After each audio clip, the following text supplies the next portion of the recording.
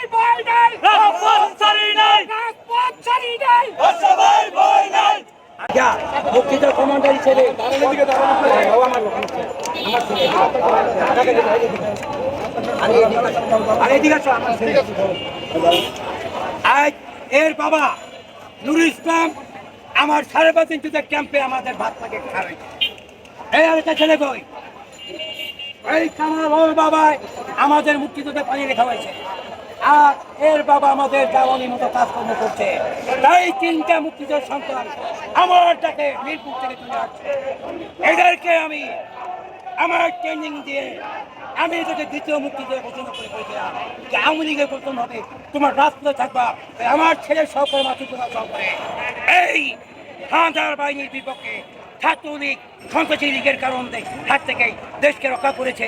জীবন বাজি রেখে আমার ছেলে পালিয়ে গেছে, সাংবাদিক হয়েও তারা সম্মান পায়।